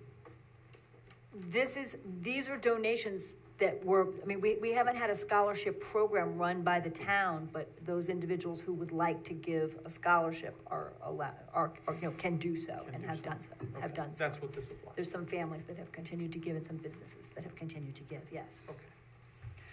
Wow. Thank Good you. stuff. Is there anybody else with more questions? Other than Our, Bill. our brains are full. Other than Bill. Other than Bill. You're cut off. Anybody, is there anybody else questions? You can't tell I get excited by the numbers? There you go. No, I really Okay. appreciate it. That Thank makes you very me much. think outside what I'm not looking into it, so I will be, Right. it helps me. Thank you very much. Thank No, you no, so thank much. you so much. I look Thank forward to you. seeing you again to talk about the 23 numbers and we'll do this again in September. Thank you again Good to so see you, much. Manal. All right, I think our almost last item tonight, and we've gone a little longer than I expected, is we have 5 town policies, financial policies. And I thought it might be helpful for us to look at them together. 4 of them have either minor or substantial revisions to them. And the last one, the debt management policy, is new. We have not had a debt management policy. So we can do 2 things. We can go over them tonight, or we can, I mean, this is the sort of first attempt to present them publicly and talk about them. Different board members could take a policy off and we could, different people could be point people on these. I would like to bring them for a vote, a discussion and a vote at some point, because there are some revisions and one of them's brand new. But we, obviously we're not taking a vote tonight, and we can go forward however people feel most comfortable about that. Would you like me to just sort of talk about each one of them as we go along for like 1 minute? Yes. The quick 1 minute version? Yeah. Okay. 1 minute. All right, Emily helped with the procurement policy. The proposal that we're making is that where, right now, any contracted or professional service, even if it was previously budgeted, and even if it's for a small amount, has to be approved by the town board. And our proposal is that if it's in the budget and it's expected to be, that just like something that you agree, you need to purchase a truck or you need to contract for something with the, need to hire a lawyer for something, either way would be handled the same, which is that under a certain amount, if it's in the budget, the department head can go ahead and get quotes and get those professional services without it having to come to the town board. Emily, am I right that that's the one major change we made? I don't think there's any other big changes to the policy. Yeah, I think that's the biggest change. The only other thing I see you included the green purchasing policies, which would enable the town to become a green purchasing community if you decide to make those changes. That's right. We added the section on green procurement, which would connect us with the state green procurement policy. So those would be the 2 changes there. With the investment policy, we added, on page 2, we added TD Bank, which is our main bank, which has not been in our policy, actually, so it needs to be there. So we should vote on that one soon, I think at the next meeting, to simply add TD Bank to our list of designated depositories. I never saw this policy. I think it was last adopted in 1997. Thank you, that's why I never So saw it. TD Bank, was it on the list that we approved at the beginning of the year? You approved them as our bank, but Yeah. We did, this is a but- policy. Oh, but they Right. weren't in the policy. Oh, that's Right. interesting. I think that's the major change there. Then there's an appendix that goes with that. With the capital asset policy, we made a few minor changes, again in consultation with Tom Carey, who has a lot of experience with several other municipalities, with how we handle machinery and equipment. And the capital asset policy was something like 22 pages long and repeated itself over and over. So we've kind of consolidated and clarified it. And if you look under machinery and equipment, you'll see on page 1 where there's some things in bold. We standardized the useful life for some of that equipment. I think that's the main change. And there's been we've sort of streamlined things a little bit, but there's no major changes. That's right on the first page of the capital asset policy. It's under machinery and equipment. Okay. Do you see in the last column, useful life, where there's 555,355? Oh, Those those numbers were all over the place, and it seems to make sense to standardize them at what's the recommended useful life of And these 5. are years. Years, exactly, yep. Hopefully not minutes. Not minutes, no, that's it. That's the major change there. The fund balance policy, I want everybody to look at this one closely, because there's a whole bunch of sections in bold that are proposed that are new.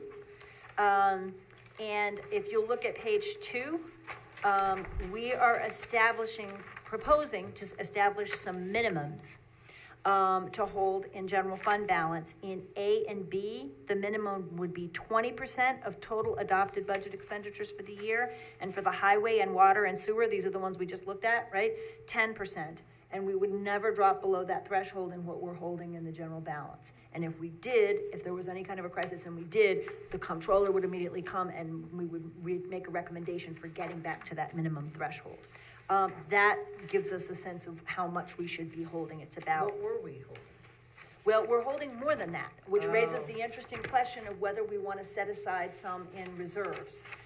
Because we can. If we have a substantial additional balance beyond these minimums, we might want to do things like establish a capital reserve fund, right? And so then we've taken some of those funds and we've designated them for future capital expenses. So there's some material in the mailroom that's on reserve funds, and definitely that's something I would love everybody to take a look at, because we're thinking about how we might take some of the funds in the general balance and put them toward. The comprehensive plan of the town proposes an open space fund. And if there are funds to do that, that's something that we could do. You can propose a fund that would, like a taxpayer protection fund, that would enable, for example, if there was a huge sudden economic shock of some kind, then you would have monies put away to cover your pension obligations for a year, so that you've got a cushion there of some kind. So there's different kinds of reserves that you can create, and we may want to have a conversation, I think, over the next, probably for the 2025, as we move toward the 2025 budget, on what sorts of reserves we might want to create. Yes? Just one quick statement on that, Supervisor, is that, in general, once you designate it as a reserve fund, you have to forever use it for that purpose. That's right. And that's the only difficulty with putting it there, because things may change, That's right. in the next few years, so we have to be very careful of what we do for that. But we have to think about it. That's right, what- exactly. Now, once you put something and you've designated it into a fund, that's where it, you can't usually get it back out again. Right. So that's important. So please take a look at that, because there's definitely, all of the stuff in bold is proposed that's new, and you want to take a look at that. And then the debt management policy is new. Tom Carey recommended that we have this, and it goes along again with setting a debt service level. What's the maximum amount the maximum amount we are allowed to borrow on the markets is way more than we should ever borrow. So what this does is say, here's a maximum that here's the thresholds that, beyond which we would not bond. And they're pretty conservative. The debt ratio should not go beyond 3%. So so again, take a look at that, and that's a proposed. And some of these may not substantially change what past practice has been, but they codify it so that it's in writing. And we have a set of guidelines going forward.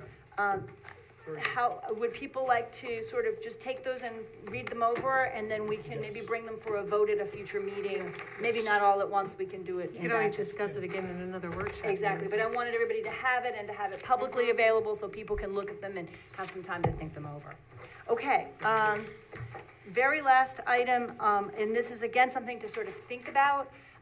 And the timing is really kind of lovely because I was over at Vassar College this morning and they broke ground on their new admissions building, and they talked about how that building is going, which is green, solar, passive and active solar, is going to open the campus toward Arlington, and how much the college wants to open up its relationship with the town. And how much that career and admissions center is going to focus on helping young people find their paths in life. And we've been talking, some of us in Town Hall, about how much we would really like to have internships available at Town Hall for students who might be high school students, who might be college students, who might rotate through different departments in the town, or who might really find it interesting to go out and work with the water crew in the summertime and learn how the water system works. And so we know that Vassar and Marist may have funds available. We have talked about having Marist communications students come and help with video and cable and related communications work, but there may be students who can't get funding through Marist or Vassar, potentially Dutchess Community College students or high school students. So I was going to suggest that maybe we put aside a few $1,000s to see if we could offer a couple of fellowships maybe this fall. Possibly this summer. It's probably a little late for summer, but possibly in the fall. So I wanted to just throw the idea out there, not as a resolution, but as just to sort of have a little conversation tonight. It seems to me that town government is really, really important to young people. Not just recreation and parks, but, if you're interested in climate action or, housing, there's a whole array of ways in which town government's really important, but people may not see that. It's not visible. And so getting people into town hall just so that no matter what they do in life, they've had a chance to see what a municipal government does, and maybe help out the assessor or work in the planning department for, a little while, I think could be a really valuable experience. So I thought I would throw that idea out there and see what people think. Any thoughts about that? Is that something we'd be willing to maybe put, say, $4,000 or $5,000 aside support? Does that seem like helpful? Yeah, especially since we are such a college town. Right. Right. Yes. And I hate to ask people to do things for free. I think, that having some compensation to help people, cover their expenses is worth it. We may be seeding the town board and town offices of the future. Well, that's right, exactly. And we may be finding people who then end up becoming town employees, which would be incredibly valuable. And even if they end up being a town employee somewhere else, in some other town, they'll have had that experience. So everybody thinks that's a good idea? Yeah, Okay, are there any other municipalities doing it or successful? I don't know of people who have a fellowship program exactly like this, but let me go and, since everybody thinks this is a good idea, I'll go and ponder. And supervising interns is also, extra work. And sometimes even the departments that could most use an intern are the ones that have the least amount of time to actually help. Sure. So we have to think about how we want to administer it, but I'll talk about it with department heads and we'll see what works best and see which departments are interested. Because that's what I was thinking too. I'm like, oh boy, somebody's driving around with this guy in the water truck and he's like. I think, but that comes with the territory, right? I think the department heads, I would not want to impose this on a department head who doesn't want it, but would want to guide interns toward those department heads who are interested in doing that, right? Yeah, no, Supervisor, I would just say it's a great idea, and I think that the things that, looking back and thinking about the volunteer stuff I've done, there wasn't money back when I did it, but it was like, the recognition behind it. Right. So I remember the mayor in this case coming down and handing me a plaque saying you did a great job. So as long as we include that in the program, that would be wonderful. I think that'd be great. And sometimes students can get credit for it, and that's great too. But I also feel like sometimes if you don't fund something, the students who can take advantage of that are those who come from affluent backgrounds or who don't, and I want to make sure that it would be something that would be widely available. So, okay, great. On that note then, I want to wish everybody a happy Flag Day on Friday. I think it was Sebastian who reminded us it was Flag Day, and a happy Juneteenth and a happy Pride Month. And I think that we can move to adjourn. We can open up for discussion. Yeah. Oh, we have to open for, I'm sorry. We have to move to suspend the rules to see if there's anybody who would like to speak to the board on any subject. So moved. All in favor? Aye. So then, Doreen, yes. We can hear. Okay, thank you. I just wanted to make a couple of comments about the Tinkelman project. I'm glad to see that Councilwoman Laird was concerned about the wetlands and pesticides and herbicide use. And, here's the thing, unless it's really written into the regulations that you shouldn't use or you can't use those things, there's a very good chance that they will be used. And I know that the consultant for the applicant said, people are more aware now, but I can tell you just yesterday, my neighbor's lawn service was out here spraying, Roundup. So I'm, planting a pollinator garden, and then you have the people next door using, pesticides. So if that's something that the board really feels strongly about, then when it comes time for the rezoning, you should ask to have that in there as a, that it has to be, not that it should be considered, that it's a requirement. So, and likewise, when Ann had asked about the, easements and people aren't going to come back in 15 years and want the open space built on, you got assurances about that. But again, my 20-something years watching projects in the town, unless something is actually written down, then, forget it. It just isn't going to happen, or then there's an out. So right. I think those were both the Inwood project, right? Yeah. Not Tinkerman. That's what the one. I'm sorry. That's yes, okay. I said Tinkerman. I'm sorry. It was Inwood. Yes. Right. No, just making sure we're all on the same page. Yeah. I agreed. Doreen, the great news is that Inwood project has an HOA and they have bylaws. So there's an avenue there that we could ask the bylaws to include the things that we want like that. Yeah, that, and again, it really needs to be written down. So, and then the last, I'm sorry. Oh, I was just agreeing with you. Go right ahead. Okay. And then the last thing is, as far as the Tinkelman project, I was glad to hear Councilman Safone talk about the pilot, because some of I've been attending almost 5 years now Dutchess County IDA meetings, and that's where the approvals for the pilots are granted. And I heard Mr. Tinkelman, tout the tax revenues and the fact that some of these properties are vacant properties, not bringing in any money. But that's the same thing that the IDA board always says. But what they fail to note is the amount of tax revenue that would be brought in if the project proceeded with the applicant paying their full share of taxes. And then the other thing is that they say, well, we're going to bring in X amount of value of taxes based on the assessed value of the project. But how many times have we seen with the tax certs, people, developers then come in and they ask to have their assessment lowered. And then when that happens, the projected revenues end up being lower than stated.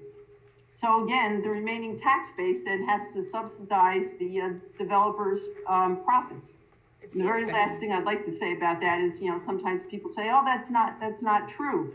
But each year, the New York State Comptroller puts out a report of IDAs, and the last report in 2024, and every year this is in there, worded a little differently, but the most recent one said, property tax exemptions that IDAs grant to their projects can temporarily reduce the tax base of local governments and school districts for the period of the exemption, which may result in increases to taxpayers' bills. So again, each time these pilots are granted, the base ends up subsidizing it. And, you know, again, it's great that they're going to offer, two, workforce or affordable housing, but, you know, that is something that, you know, if they want a rezoning, or if they, you know, want, I don't know, it just seems like there could be something a little more given by the developer. So just, you know, I would like you to take that into consideration. Thank you. Thank you very much. Thank you. Is there anyone else here on Zoom or in the room who would like to speak? Okay, thank you very much. Then I move that we return to regular session. Second. All those in favor? Aye. And then I move for us to adjourn. Second. At what All time? those in favor? At 8:54 p.m. And once again, happy Flag Day, happy Juneteenth, and happy Pride Month to everyone. Thank you very much. Thank you.